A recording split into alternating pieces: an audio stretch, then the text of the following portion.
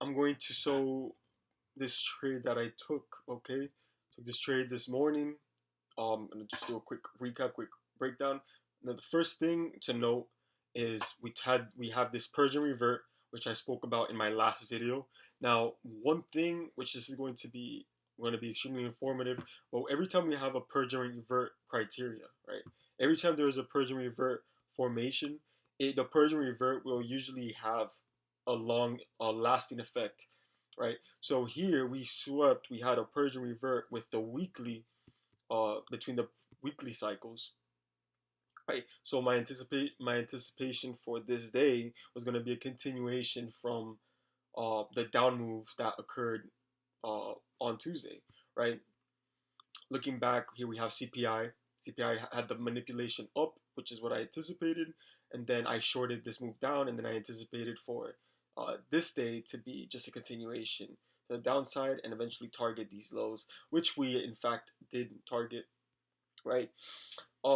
So now going back, I usually will do my analysis during London or during Asia, right? And I just try to project my anticipation for the upcoming trading day, right? If we take a look here, I had journaled that I wanted to see, since here we clearly see that we had, um, where was it? Right here, clearly see that we had this major wick, right? Here we have Asia session and here we have London session, right? Q2 of the day, right? I was anticipating, right, for New York to just continue off this move and then get some sort of failure swing entry, catching the high of the session, right, which was probably going to happen during news, and then eventually just target these lows, right? We did not get that, okay? What actually happened is that we expanded higher and we actually ended up taking London liquidity, right? But regardless of that, I still was anticipating shorts to be present, right? So now going down into the 15-minute, right, talking about the entry.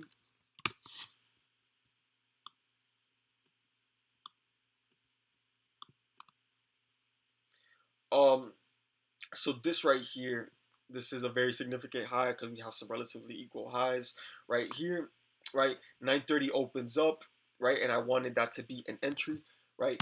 And my entry was a little bit aggressive, so this is very algorithmic, and it would take you need to be able to your eyes will need to be able to um you need to train your eyes to read the volatility, right? And and my entry was not on NQ. My entry was actually in ES, right? So um so once we 9:30 opens up and we come and the first thing we do is we wick this right here, right? We wick this liquidity right here. That was my entry. When I saw that we were failing to stay above um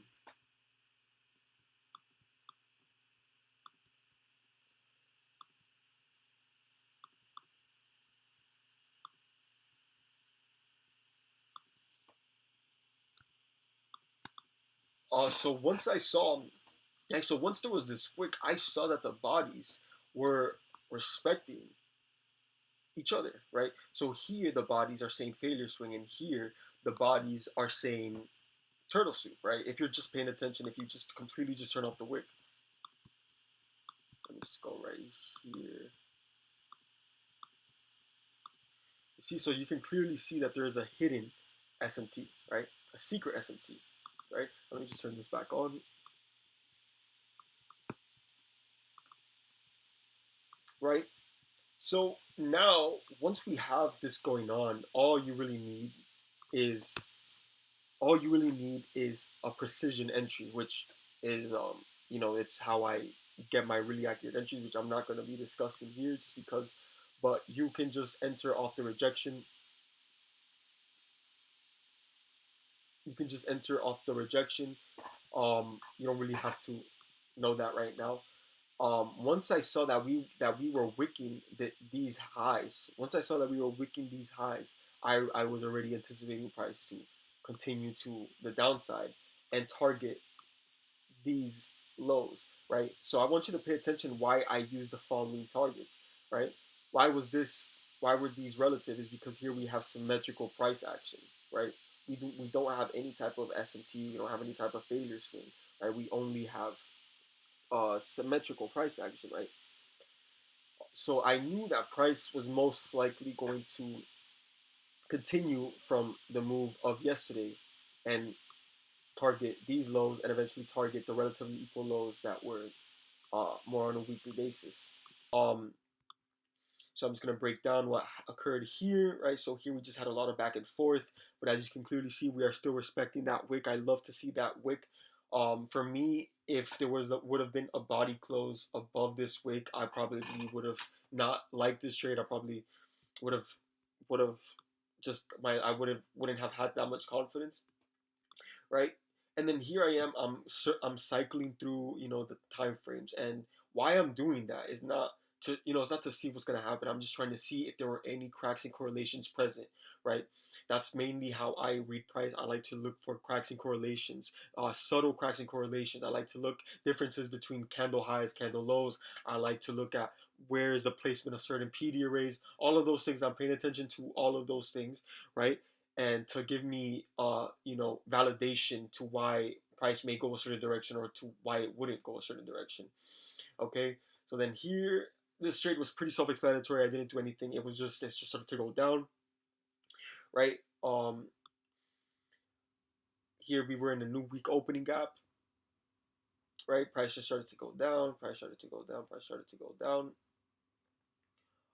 Here we started to, you know, I did want to see price come back into this void, liquidity void, and liquidity voids, they're the bigger fair value gaps, right? So this would be a BISI, and then the big, fair value gaps, those are liquidity voids. So the fact that this liquidity void was used as an inversion says a lot, right? Doesn't matter which time frame you're looking at.